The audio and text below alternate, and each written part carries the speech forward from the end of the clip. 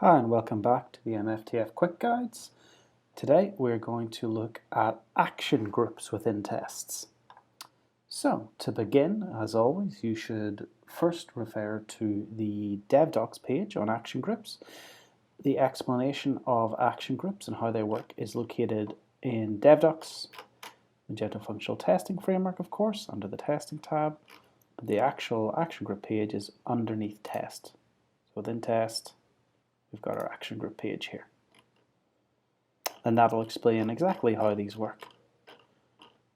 But if you prefer video, today I'll go through a brief guide of how we use an action group. So I've just picked a sort of random test here today to have a look at the action groups that are used in this to give a normal use case for that. So we're looking at this one here, admin create order with simple product from default source with back orders test, but we're really interested in the action groups this uses, and we'll explain what they are and why they're in this test. So we'll start by looking at this one because it's a nice simple one. Action group ref admin form save and close. So probably first asking yourself, well, what is an action group? So for us, an action group is a way to take test actions, normal test actions, but make them reusable because it's a common set of actions that have to be performed. So let's look at that with an example. So this one right here in front of us, admin form save and close. We're calling an action group test action, then passing in the ref admin form save and close. So that reference resolves to action group in an action group file, in this case this one here, admin form save and close. It's matching the ref to the name here. What we're saying is, hopefully it's obvious from the name, on the admin form, save and close. This also requires a step key like all other actions.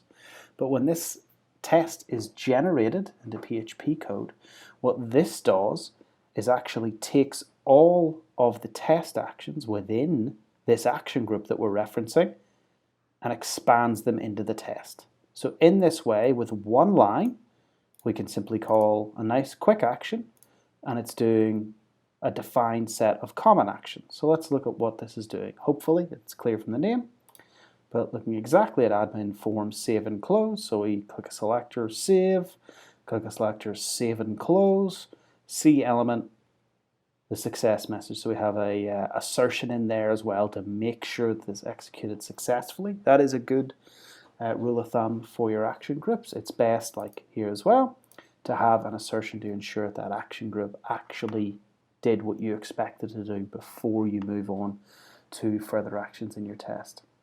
You will notice that this action group actually uses for its actions exactly the same actions and syntax as a test. So it uses the same resolving these out to sections and elements within sections here. They also take step keys as usual. So it's exactly the same format and syntax as a test, except it's in an action group and these don't run independently. They are called from a test like this. Now, if you want to actually look at what action groups are provided in the Magento test code base, on DevDocs, we have in the MFTF, Functional Testing Framework Guide again, we have an action group reference page here, and that's going to list by module all of the action groups, a link to them on GitHub, and an explanation of exactly what they do. So that gives you a reference point for using these. And it is worth noting that we do encourage you, where possible, to use Magento supplied action groups. There's two reasons for that. So first off, these have been thoroughly tested and are in use by us, so they are in their current state reliable.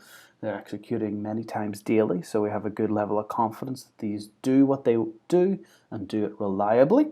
So this allows you to take actions in your test, for example, save and close the admin form, in a way that you know is repeatable, reliable, and has been used by us internally, so should be good to give you some confidence in those.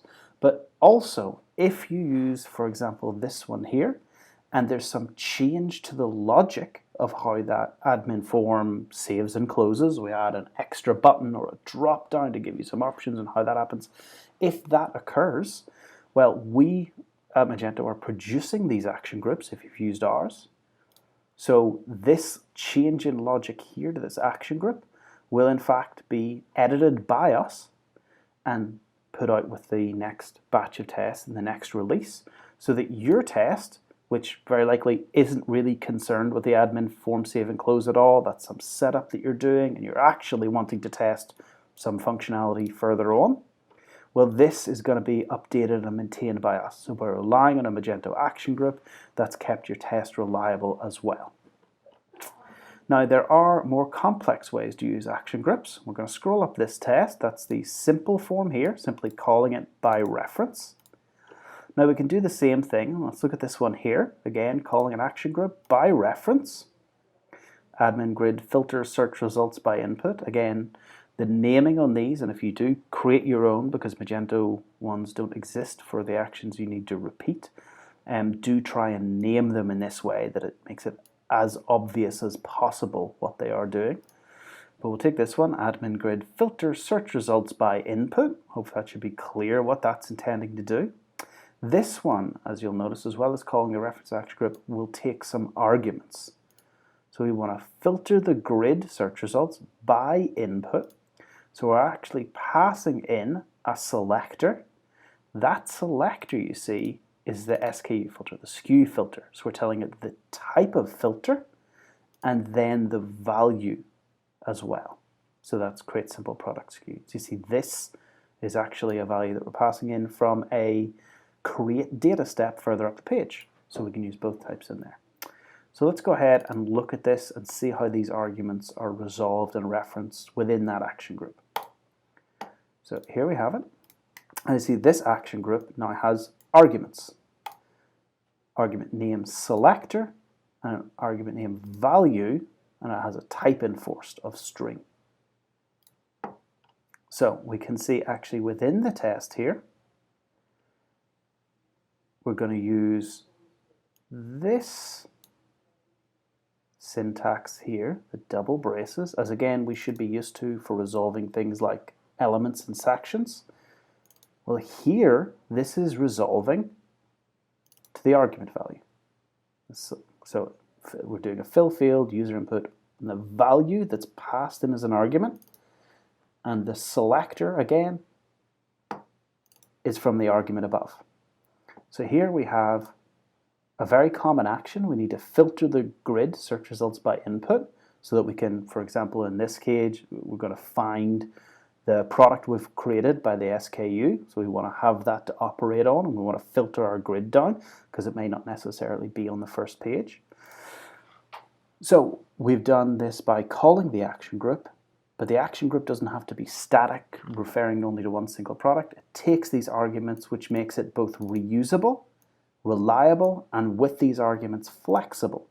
Now to note, if you do want to review these action groups, or you want to create your own in, say, an extension that you're creating in your own module, you'll see that action groups, hopefully by this point you can predict, are going to be in an action group directory under MFTF, just like sections, tests, pages, and everything else.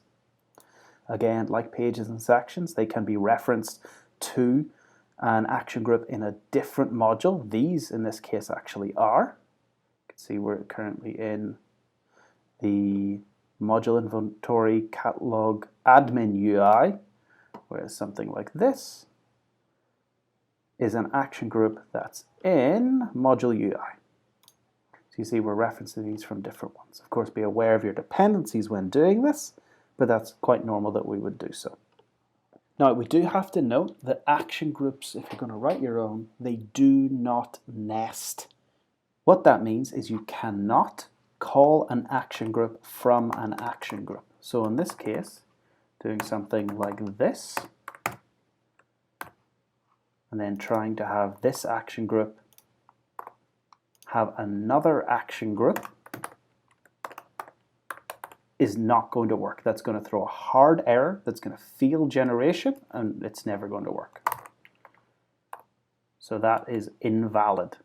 And if you are creating these action groups, the best practice for using them is that they should be small and that they should be reusable.